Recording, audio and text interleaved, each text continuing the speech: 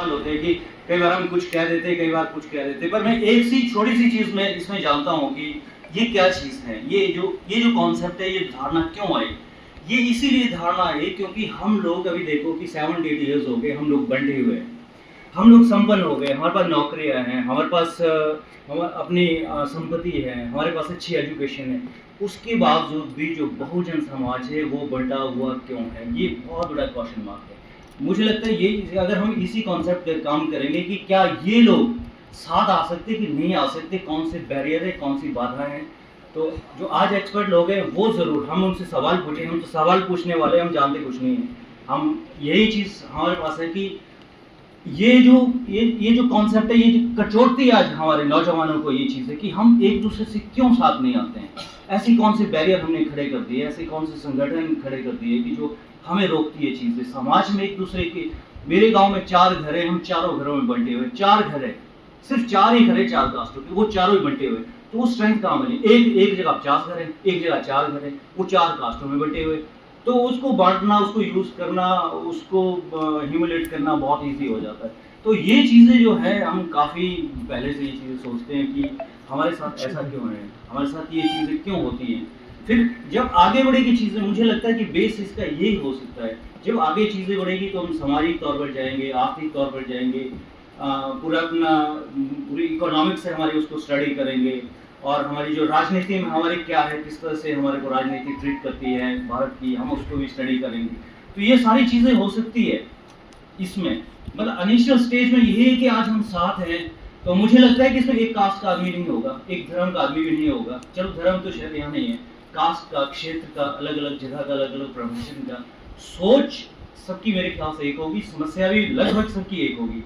तो ये सारी चीज़ें जो है सामने, इस चीज़ों को ही देखना पड़ेगा। और अब लोग क्या है, जब कोई नई चीज़, नया कॉन्सेप्ट आता है, नई धारणा आती है, तो लोग उसमें थोड़ा सा क्लियर करने में मुश्किल हो, क्लैरिटी मांगते लोग, जबकि सबको पता है कि समस्या क्या है और समाधान भी पता है सबको,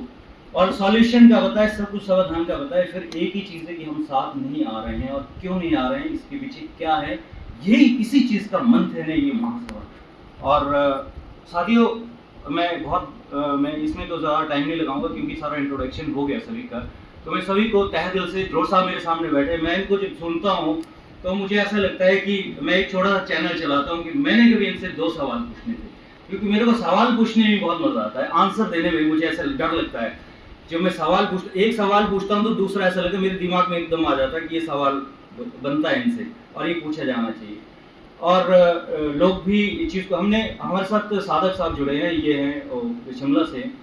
तो इन्होंने एक प्रेरणा दी कि हमारे पास एक मीडिया नहीं है, एक छोटा सा मीडिया ऐसा होना चाहिए जो एक दूसरे को हम ट्रांसफर कर सकते हैं, नंबर 1।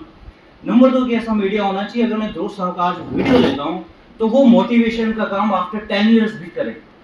वो एक मोटिवेशन की एक रिकॉर्डिंग वीडियो नहीं है हमारे पास। फेसबुक का वीडियो है, आप किसी का क्लिप ले लेते हैं, 1 मिनट के दिखा देते हैं, पर रिकॉर्डिंग नहीं है हमारे पास। जब तक हमारे पास डाटाबेस रिकॉर्डिंग नहीं होगी, मैंने बहुत सारे इंटरव्यू लिए, दोस्त साहब के साथ मैंने एक तेलंगाना से आए साहब, उनका इंटरव्यू लिया, तो मैं बार बार जब चैनल पर डालता हूँ तो लोग देखते हैं कौन से साहब का इंटरव्यू लिया आपने और ये क्या क्वेश्चन किया आपने उसको, क्योंकि रेलिवेंस जो होती है सवाल की कहीं बाद में पता चलता है उसका कि इसकी इंपॉर्टेंस क्या है हमारे लिए। तो ये सारी चीज़ें आज हमें सोचनी पड़ेगी इन फ्यूचर, जो हमारे आने वाली जनरेशन है, ज़रूर इससे बड़ा कॉन्सेप्ट कोई नहीं हो सकता, क्योंकि एक होना स्ट्रेंथ बनेगी हमारी, तो इससे बड़ा और क्या कॉन्सेप्ट हो सकता है, इससे बड़ी कौन सी चीज़ है जो हम कर सकते हैं। बाकी मैं सब ये अभी जो बिगनिंग की बात की है, तो मैं चाह रहा हूँ कि थोड़ी सी किसी एक अच्छे मूड के साथ बिगनिंग की जाए किसी चीज़ की। तो जो हमारी मैनेजमेंट है, सर हमारे बैठे इधर, अमन सर हम जी, तो इधर सर बैठे हैं और सारे लोग हैं, तो हम एक छोटी सी बिगनिंग ये करेंगे कि स्वीट्स लाई हैं इन लोगों ने, तो हम उसके साथ थोड़ा सा वो करेंगे कि एक जिसको बोलते हैं हमारे पहाड़ी भाषा में मीठा मुँह करते हैं, तो मीठा मुँह अगर हो जाए तो बढ़िया है। ठीक है सर, धन्यवाद, जय हिंद।